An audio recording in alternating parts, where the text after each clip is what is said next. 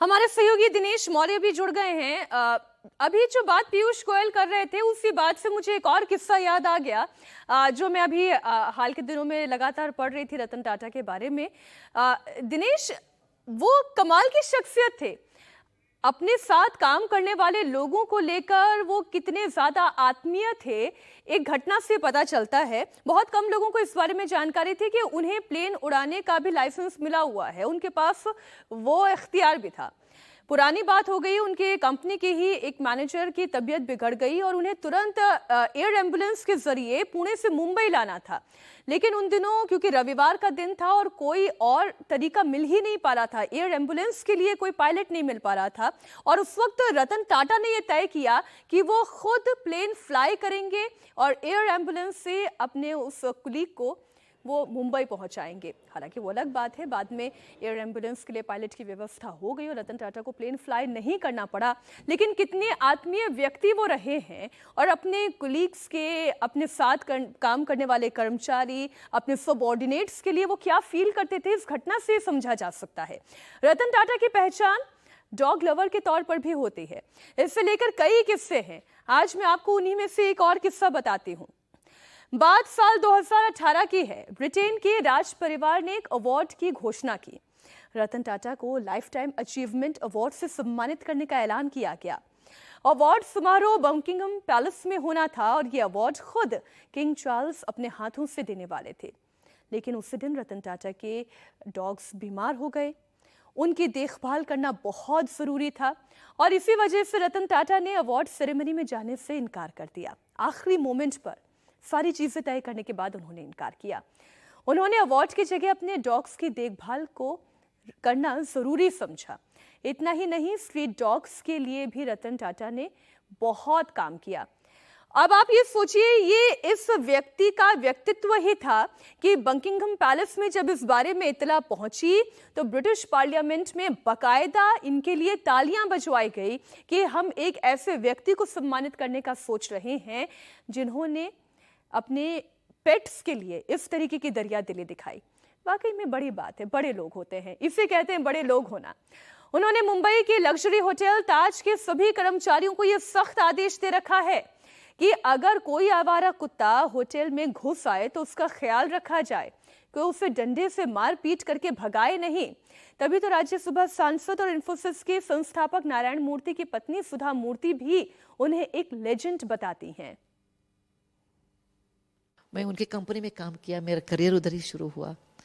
मैं उनको 94 में लगता है मैं एक बार मिली थी, पहली बार वो जाके उनके ऑफिस में मिली थी और मुझे वो सुधा ऐसे संबोधित करते थे। उनका दिल बहुत बड़ा था और उनका रूप सुंदर था, उनका दिल भी उतना ही बहुत सुंदर था।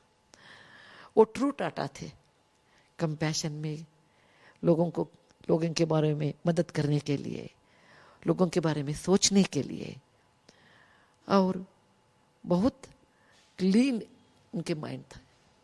ऐसे लोग मिलना बहुत मुश्किल है। मेरे ये इतना सालों के प्रयाण में मैं उनको एक ही ऐसे व्यक्ति को देखा है। उनका बुद्धि और जीभ और हृदय ऑल तीन एक ही था। क्या सोचते हैं, क्या बोलते हैं, क्या हृदय में है, वो सब हाथ में है। रतन टाटा अपने कर्मचारियों को स्टाफ की तरह नहीं बल्कि परिवार की तरह मानते थे।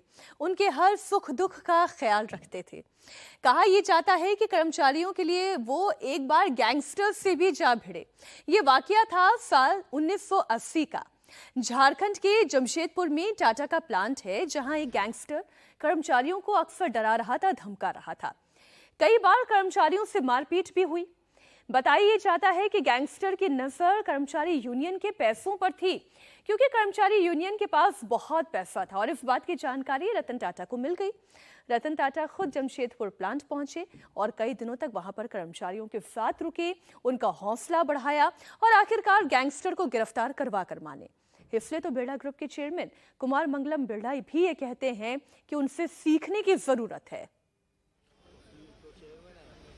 बहुत कुछ है जो हम सीख सकते हैं। मेरा ये प्रिविलेज था कि मैं उनके साथ काफ़ी मेरी करीबता रही कई सालों तक और बहुत कुछ सीखने मिला मुझे उनसे और आदर्श पुरुष थे कई तरह से। तो हमको उनकी जो ज़िंदगी है सेलिब्रेट करना चाहिए। हमेशा बहुत स्ट्रेट फॉरवर्ड थे। उनको अपने कंपनीज के बारे में हमेशा सोचते थे 24/7। He is outstanding person. अब आप देखिए कि चाहे रतन टाटा के काम उनकी कंपनी में काम करने वाला कोई कर्मचारी हो या फिर उनका अपना कोई मैनेजर हो, जो कहानी अभी थोड़ी देर पहले मैं आपको सुना रही थी, वाकया साल 2004 का है। पुणे में टाटा मोटर्स के एमडी प्रकाश तेलंग की तबीयत खराब हो गई। उन्हें बेहतर इलाज के लिए मुंबई ले जाना था। अगर सड़क के रास्ते ले जाते तो काफी वक्त लगता। एयर एम्बुलेंस उपलब्ध नहीं हो पा रही थी। तब इस बात की जानकारी जब रतन टाटा को मिली तो उन्होंने खुद, चूंकि वो एक ट्रेन्ड पायलट रहे हैं, उन्होंने कहा कि वो प्लेन उड़ाकर ले जाने के लिए तैयार हैं। हालांकि तब तक एयर एम्बुलेंस की व्यवस्था हो गई थी और फिर उन्हें एयर एम्बुलेंस के जरिए ले जाया गया। लेकिन जरा सोचिए, स्टाफ को लेकर वो कितना संवेदनशील थे। बीजेपी सांसद और बिजनेसमैन नवीन जिंदल के पास रतन टाटा को लेकर क्या यादें हैं, वो भी सुनिए।